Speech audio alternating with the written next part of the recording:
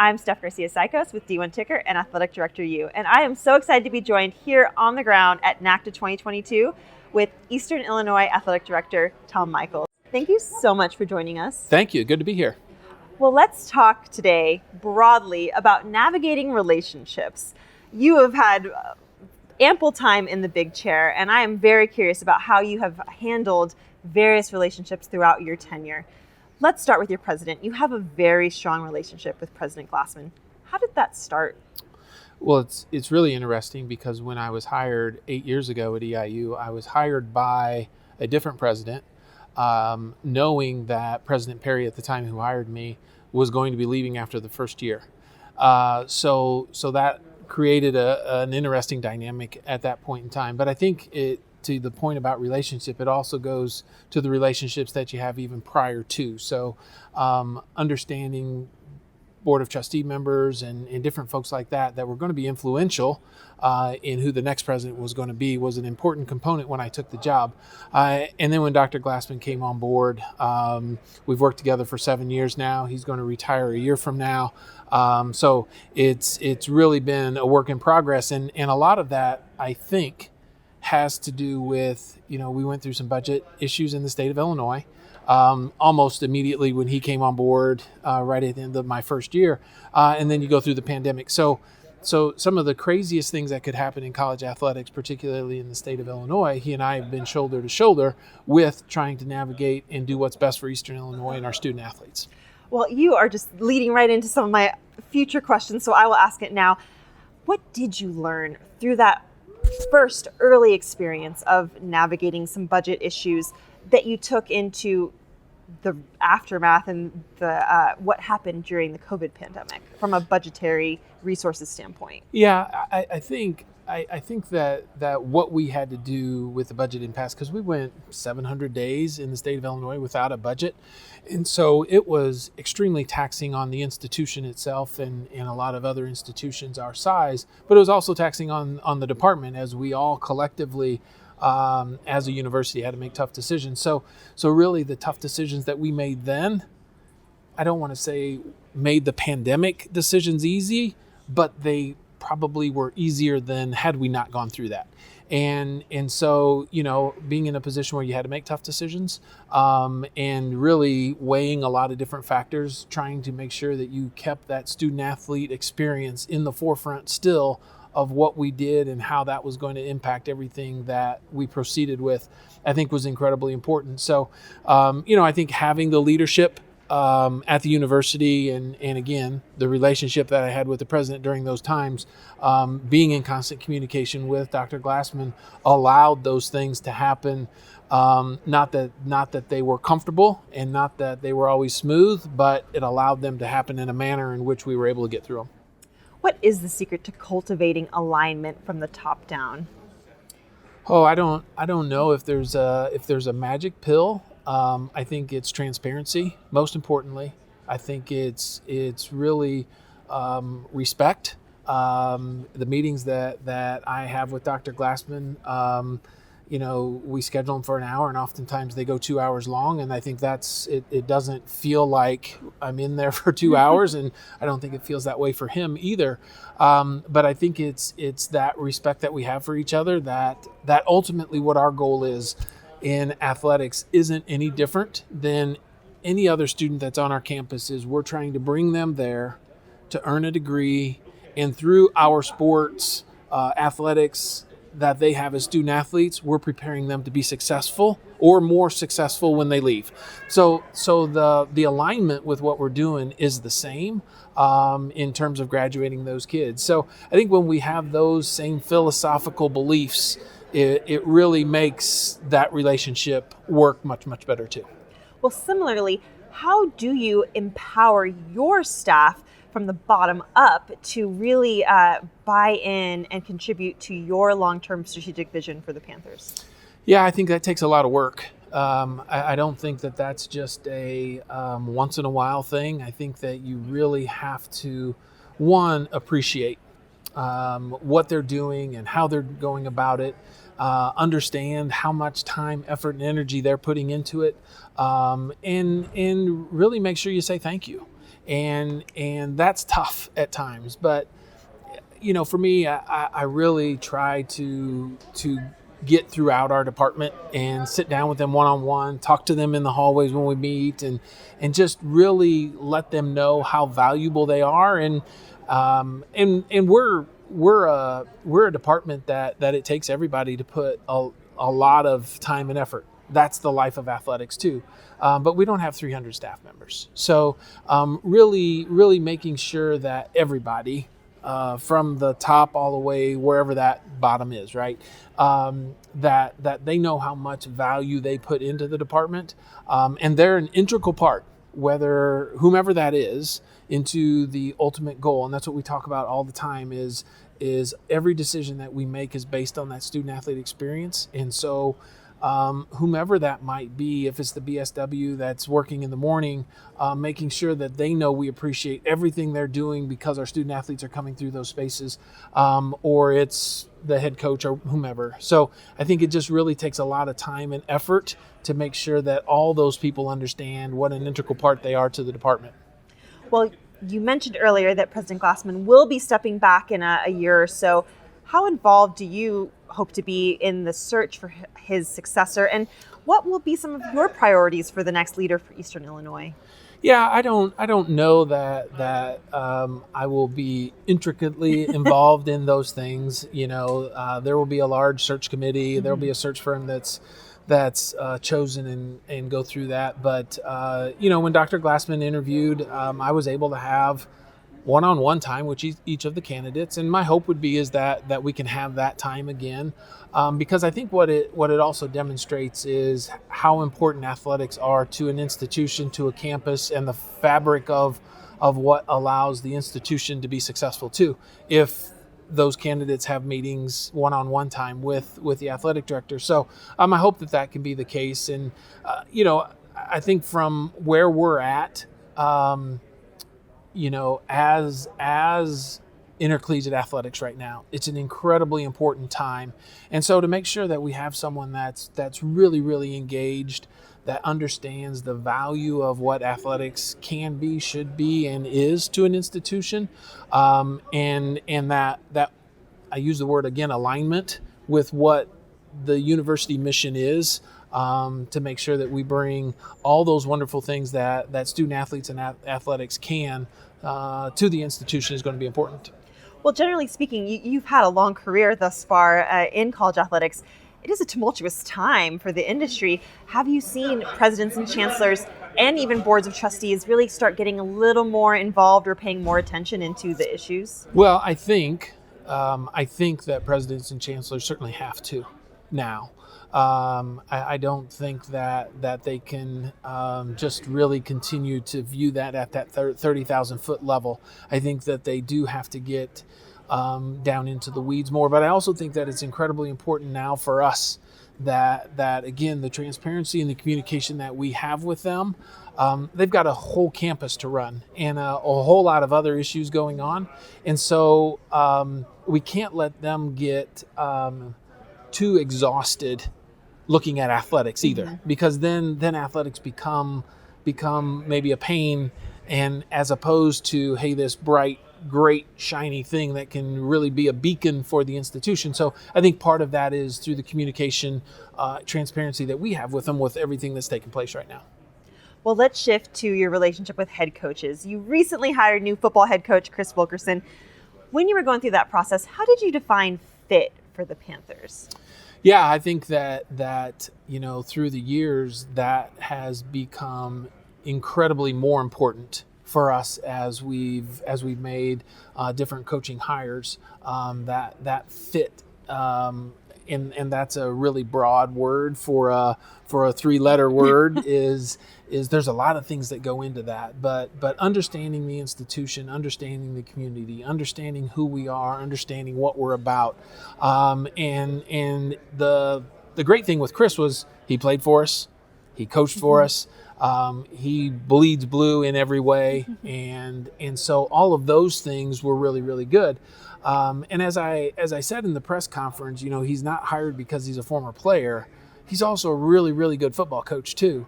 And so it was kind of the special pieces that finished that whole search was, man, the way he was able to connect with so many other people, with the alumni, with former players, to really accelerate where we're going and what we need to do this fall. And I think there is a lot of excitement for a program that hasn't won very much in the last 3 years. And I think that's good for the institution and certainly good for the department too. Well, Eastern Illinois has a very well-renowned network of football alumni.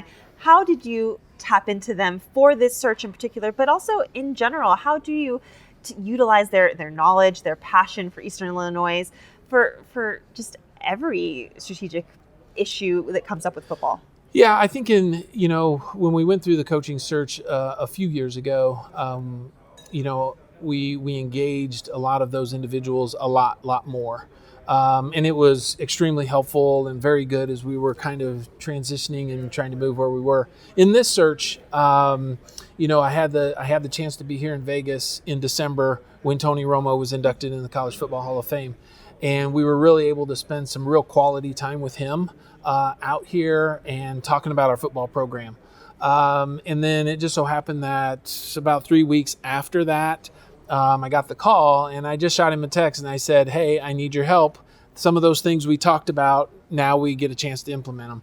And so for about two and a half weeks, Tony and I talked every day, sometimes multiple times a day. And he was extremely engaged with where we were going and what we needed to do and what kind of candidates, and was willing to make some phone calls where we were at with the process with some candidates and do some things like that. And so, when you have an opportunity to utilize and engage someone like Tony with his football knowledge that the whole nation gets to see on Sunday afternoons, and then we get to use that as he's questioning football coaches on the phone about their philosophy offensively and things like that.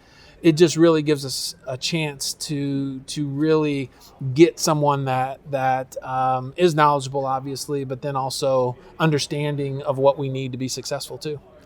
Well, zooming out from just football head coach, for all of your head coaches, how valuable is it that you are all in alignment on big issues like the transfer portal and NIL? Yeah, I think it's critical if everybody can be on the same page. And I don't know if we're always 100% lockstep in that, right? But I think that collectively, when we leave the room, we understand where we're at Eastern Illinois University. We try to make sure that our coaches are aware that we understand the challenges that they're trying to deal with. And sometimes those aren't always aligned. But when there's the trust and respect that goes with that, it makes it come together better.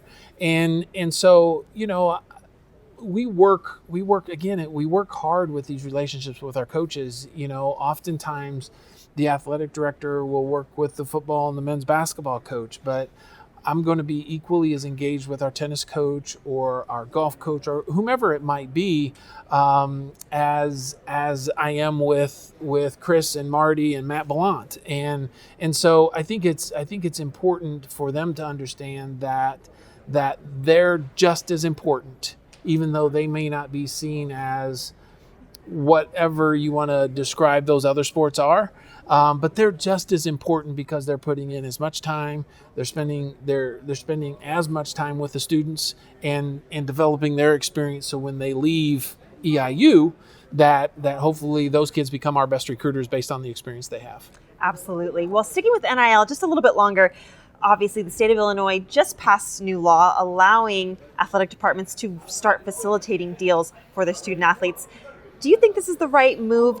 And if so, how will you have to reallocate some resources to support those efforts? Yeah, I don't know if it's necessarily the right move. I think we probably got backed into a corner a little bit. Last summer we were very aggressive as the public institutions going to Springfield to help work on some legislation that would allow the NIL piece to take place.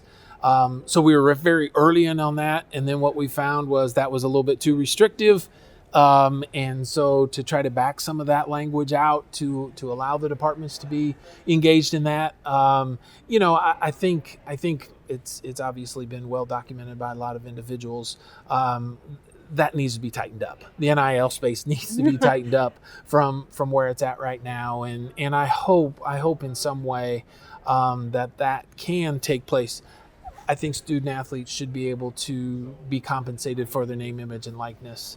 I think where some of it has gone, it's been far beyond name, image, and likeness, and I think that we'll see that try to take place here in the coming months, and that will make college athletics better too.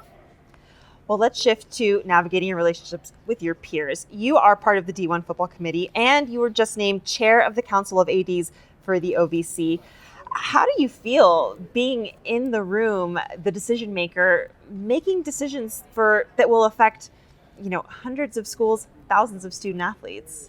Yeah, well, I think some of it just has to be that I'm getting older and I've been in the business long enough to be there. But you are wiser. That's what you are. Well, yes, I suppose. But I think, in all honesty, I think it's an incredibly important time in college athletics, particularly at the FCS level, where we're going, what's taking place with the transformation committee, and everything that's in line with that. And as I've described to a lot of people, I think that having a seat at the table as opposed to not being at the table is good too. And I'm excited about that from an OVC standpoint of where we can go as a league, and then certainly from the FCS ADA perspective of what that's going to look like in the next 9 to 15 months. We've got a great group of ADs to be able to work with and to be able to share a lot of information and vision and where we want to go. And I'm just excited to be a part of it. And if it's in a leadership component with that, I think it's really, really good. But to be able to be at the table, as I said, I think is equally as important as opposed to maybe sitting on the sidelines. Well, with the great power and great responsibility comes critique. How do you handle any kind of criticism from your peers, from pundits, and of course from fans? Yeah, I think it comes down to every decision isn't going to be 100% unanimous in what takes place. And what I hope people realize is that this is our livelihood, is that we do take a lot of time, effort, and energy to try to make the best decision. And also, I think it's equally as important to know that we're not going to get it right every time. I wish I was right every time. And so, Shannon, my wife, will now know that I've just admitted that I'm not right. But honestly, it's something that it goes with the territory, right? You assume the position to sit in that chair, and people aren't going to be happy with everything you do. What I hope, and we've had this is that at least I hope that people are educated in the information they have before they react. And if they have all the information and they're still not happy, and everybody is welcome to their opinion, that's fine. But at least have all the information and have all the facts, because we're trying to make the best decisions that we can, and with the information that we have. So, if that still is such that someone doesn't like that, then we have to move through that process and handle it accordingly. But yeah, we try to do the best we can, but we're certainly going to make some mistakes along the way. Well, as AD, obviously your main constituents are the student athletes themselves. How do you go about cultivating strong relationships with student athletes? Your daughter was a student athlete on the volleyball team, and she was also a volunteer coach helping out after she graduated. What are your strategies for connecting with the actual student athletes? Yeah, well, I think it starts from the core principle of why I do what I do is because of this experience I had as a student athlete, albeit a long time ago. And that experiences know that why I do what I do is to have an impact on them for the rest of their lives. even though I was able to put a ball through the hoop a long time ago, that still opens doors today. Now I can't put the ball through the hoop anymore. Oh, I'm sure you could. I'm sure you could. But it still provides an opportunity to say, hey, because of this, you walked in their shoes, you did what they did. And having Kylie on campus for 5 years was a blessing for all of us, and to be able to watch that process go through was amazing. But it also is infinitely important for me to be able to know, and our student athletes to know, that I know what sacrifices they're putting in every day. I know that they're studying their tails off. I know that they're working their tails off. I know that they compete. It kills me. It hurts more when we lose than I enjoy when we win, because I know how much effort they've put into it. We have some interns in the office, and we had lunch on Friday before we came out here, and the kids said, how many ADs actually sit and have lunch with their interns? And it's just part of it's just part of, again, I think, understanding that they're the most important asset that we have on our campus, and why we do what we do is because of them. And if we ever lose that focus, or if you lose the passion to impact and influence who they are, it's probably time to put the keys on the desk and have somebody else take over. So I am blessed that I've found something that I'm very passionate about, and having an impact for them that hopefully sets their course, because of their experiences at Eastern Illinois, sets their course for the rest of their lives too, in a variety of ways. Well, 2 follow-ups there. If your daughter did come to you and say, Dad, I think I want to work in college athletics, I want to follow in your footsteps, as a woman in sport, that's still a thing that we have to kind of have a caveat about. What would your advice be to her? Yeah, so I think you mentioned that she volunteered with our beach program in the spring after she graduated and was done playing. And the thing that I talked to her about that is the world of athletics, and coaching in particular, is hard. And the time and effort and energy that you have to put into it is incredible. And so, as I just talked about, I'm blessed to be passionate about it. If she wasn't going to be passionate about coaching, it's not going to work. Mm-hmm. It's not going to work in any way. And so that's the conversation that we had. If she was passionate about it, and that's what she really wanted to do.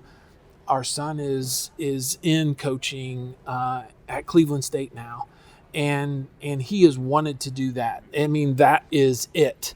And as crazy as that profession is, he wants to do that. He's got 2 master's degree through the process and everything, but that's great. That's great because he's passionate about that. And that's what I think a part of what we try to talk to all of our student athletes about, not just Kylie or Nate, is find what your passion is. And if you find what your passion is, then the hours aren't going to matter. The effort's not going, it's going to be all right there for you. So that would be the piece. And if Kylie had wanted to really, really engage in that piece and do that, boy, we would have supported her 100% too.